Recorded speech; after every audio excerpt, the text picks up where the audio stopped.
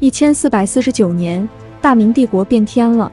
由于皇帝朱祁镇的冒进，明军在土木堡全军覆没，御驾亲征的皇帝也成了俘虏。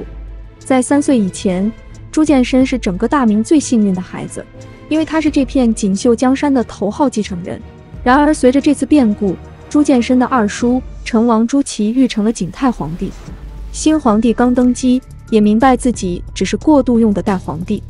为了笼络人心，朱祁钰宣布朱见深以往待遇不变，仍是大明帝国皇太子。这年，虚龄3岁的朱见深遇到了生命中最重要的女人，时年20岁的万贞儿。万贞儿，山东诸城人，其父原为体制内的公务员，因亲戚犯事连累全家。年仅4岁的小贞儿也被充入掖庭为奴，分配到太后身边当差。因其聪明伶俐，甚得太后欢心。为防不测，老太后命万贞儿前去陪护皇太子朱见深。从此，这个女人陪伴了他一生。一切正如太后所料，在于谦发动北京保卫战，成功把大明拖回正轨后，景泰皇帝朱祁钰虽然接回了大哥朱祁镇，尊为太上皇，但对于金銮殿上那张闪闪发光的龙椅，朱祁钰终归不舍得还给大哥一脉。于是，刚从草原留学回来的朱祁镇被请进南宫软禁，朱见深的储君之位也被让给了朱祁钰的儿子。此时，年仅5岁的朱见深还不明白二叔的决定对自己意味着什么。从小在太后身边长大的万贞儿却比谁都懂，看着原先与自己一同服侍太子的奴仆纷纷被遣散，或许是出于遵从太后懿旨的考虑，又或许是出于自己想豪赌一把的心理，万贞儿选择与朱见深一起共度难关。离开东宫后的朱见深迎来了生命中最昏暗时期，在他身边，除了万贞儿，到处都充斥着二叔朱祁钰精心安排的耳目。这种每天都可能是人生中的最后一天的日子，整整折磨了朱见深5年。在这段岁月里，万贞儿承担起一位母亲的责任，给了年幼的朱见深一份无微不至的关怀。根据弗洛伊德心理学的解释，3到6岁是一个极容易形成恋母情节的关键时期。在令人窒息的环境中，朱见深的恋母情节逐渐萌芽。对他而言，万贞儿姐姐早已不是当初那个奉命伺候自己起居饮食的一介宫婢，她更像是给自己提供亲情温暖的母亲，是卑微且无助的自己心中的那道白月光。5年后，朱见深11岁那年，他父亲朱祁镇借助夺门之变复位成功。随后，朱见深在群臣的簇拥下重返东宫，跟着他一起回来的还有身边的贞儿姐姐。那年，万贞儿28岁，看着儿子如此依恋一个跟自己年龄差不多的老宫女，明英宗朱祁镇心里大概相当不爽。当朱见深提及希望立万贞儿为太子妃时，朱祁镇估计想杀他的心都有了。后来的影视剧中，万贞儿往往是一副红颜祸水的样子，实际上的万贞儿，据史料记载，身形魁梧，长相粗犷，竟更像个男人。可想而知，无论出身、年龄还是相貌，他都不够格当太子妃的。因此，在朱见深达到适婚年龄后，朱祁镇便赶紧为太子选妃。不过，在这一切还没来得及完成时，朱祁镇便带着遗憾离开了人世。临终前，他要求皇后和太子生母周贵妃从速为太子王婚。天顺8年7月22日，明英宗朱祁镇驾崩半年后，在选秀中胜出的少女吴氏披上了凤冠霞帔，成为朱见深的第1任皇后。对于丈夫喜欢老宫女这件事，吴皇后怎么也不能理解，她实在看不惯这段畸形恋，遂将万贞儿召来，让对方结实地挨了顿板子。皇后杖打宫女本来也不是什么大事，可偏偏这个被打的宫女是皇帝最为珍惜的心头肉，后果可想而知。当万贞儿向朱见深哭诉被打惨状时，朱见深第一时间便想到了废后。这场宫斗闹剧过后，吴皇后被废入冷宫，另一名参与选秀的王氏成了王皇后，万贞儿依然因为出身等问题无缘皇后。对朱见深而言，既然无法正当册立万贞儿为后，那就给她足够的宠爱。当万贞儿以37岁高龄诞下皇长子后，朱见深大喜，立即下诏册封万贞儿为皇贵妃，并许诺立这个幸运儿为太子。好景不长，这个孩子没活过周岁就夭折了，连名字都没有留下。更令朱见深心碎的是，贞儿姐姐从此未再有孕。按照清修明史记载，失去孩子后的万贞儿成了让后宫谈之色变的婴儿杀手。后宫中一个个还未成型的胎儿被一碗碗堕胎药剥夺了生命。而对于此等性质极其恶劣的事件，朱见深明知是万贵妃一手策划，却也是听之任之，这似乎有些不可理喻。后世史家也指出这种说法荒诞不经。历史上明宪宗生有14个儿子，6个女儿，然而这些子嗣多幼年夭折也是事实。在后宫中一手遮天的万贵妃也不仅仅甘于安分地待在后宫，但相较于大明其他后妃而言，她不是良家子，她是那个一直让人瞧不起的宫女。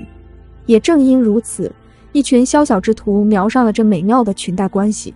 前有首辅万安与万贵妃续谱认宗，后有外戚万通与内侍梁芳相互勾结，尽现魅惑之术。总之，凭着这条利益纽带，万贵妃的权势逐渐延伸到朝堂之上。尽管后宫一塌糊涂，但作为大明的中心之主，明宪宗朱见深作为皇帝是合格的。上任之初，他便下诏捐免当年全国1/3的赋税，严禁贵族世家倚仗权势欺压百姓，强占农田，启用礼贤、商禄等名臣，严明刑法，整顿吏治。然后颁旨要求全国军队实施精兵简政，加强京师防卫力量，开武举选拔军事人才。仅仅完成这些还不够。当年其父明英宗朱祁镇借助复位的那场夺门之变，留给大明文武百官和天下百姓的巨大阴霾还未散去。为了缓和朝局内部矛盾，也为了不让忠臣蒙冤而使天下寒心，朱见深明白，平反夺门之变冤假错案刻不容缓。首先，他决定给当年坚决不同意向瓦剌人交赎金，却拼命保护朱家基业的好臣子于谦平反。尽管于谦当年在朱祁钰废自己太子之位的决议上投了弃权票，但他毕竟一生为了老朱家出生入死，居功甚伟。在给于谦平反的诏书上，朱见深提到，先帝在位时就知道于谦是被冤枉的，本来想给他恢复名誉，但没能做成，先帝就去见祖宗了，所以这事就落我头上了。我知道于谦是忠臣。而对于自己的二叔朱祁钰，曾经的景泰皇帝，朱见深可谓是又爱又恨。毕竟二叔是那个废他太子之位的元凶，但不可否认，朱祁钰对国家是做了大贡献的。如果不是他，搞不好大明早就亡了。成化11年，朱见深决定公正地还给二叔皇帝的身份，追谥其为恭仁康定景皇帝。对于二叔过去对他一家的刻薄待遇，朱见深也宽厚地表示理解。至此，大明帝国终于对18年前夺门之变事件盖棺定论，朝廷上下为之惊叹，一代明君由此诞生。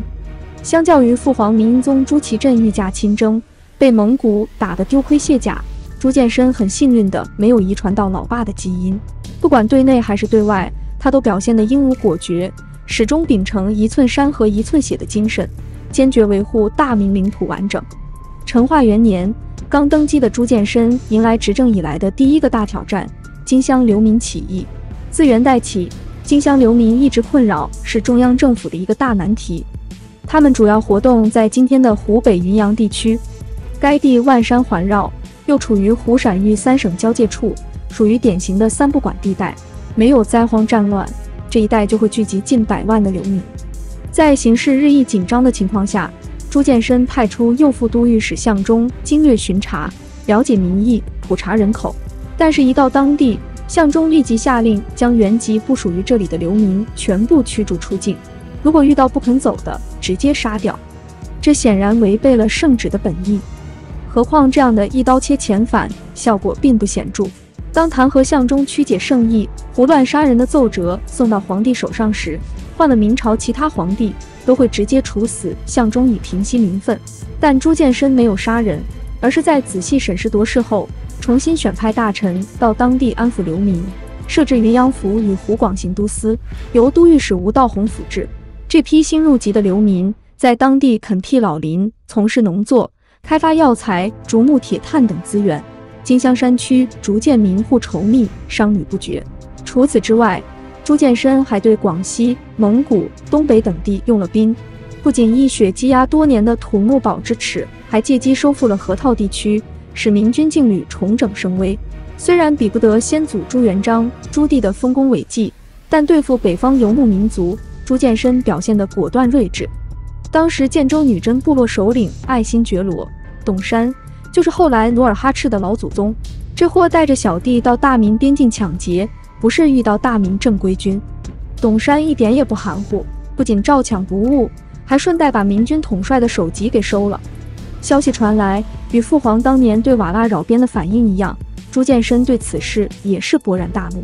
但朱见深并没有像他爸那样冲动，而是召来了曾经参加过京师保卫战的赵府，让他组织精兵，捣毁建州女真的老巢，并下了明确的绝杀令。同时以帝国的名义发布联合出兵公告，组建联合国军，一起去董山家开派对。与大明素来交好的朝鲜王朝第一个表示支持，随即派出大将康纯、南夷领着大军当先头部队，响应明军行动。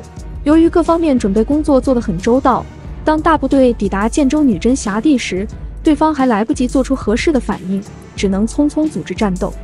此战，明军俘虏了董山小弟600多号人，另外斩杀了600多人。明朝边境因此得到了数年安稳。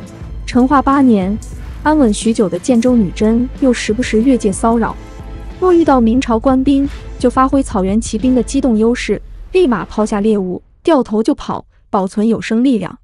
不仅如此，他们还摸到了朝鲜王朝的地盘，烧杀抢掠。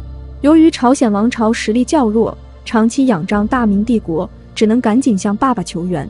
朱见深看着如雪片般飞来的朝鲜求助奏折，或许也深感上次出兵并没有根除祸患，一个在征女真的计划启动了。这次大战的目标总结起来就4个字：斩草除根。经过一番筹谋及协商，大明与朝鲜达成共识，决定从5个不同的方向对女真老巢发起总攻。战斗打响后，大明、朝鲜联军冲进去一顿砍杀，与上次结局基本相同。建州女真毫无还手之力，被明朝联军离庭扫穴，几近灭族。女真部落从此苟延残喘，直到100年后才重新振作。正所谓情深不寿，惠及必伤。朱见深可以说2样都占全了。在后宫，即便万贵妃再怎样胡作非为，朱见深始终初心不变，不可谓情不深。而在平定内乱和出兵征伐中表现出来的英武，朱见深可谓极具慧眼，领悟非凡。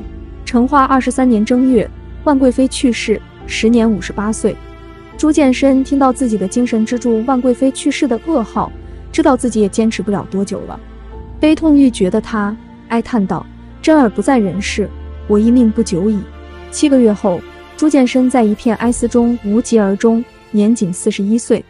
此时，唯一幸存的皇子已经18岁成年。这个叫朱佑樘的年轻人将接过父亲与时代赋予他的使命，开创一个被称为弘治中兴的治世。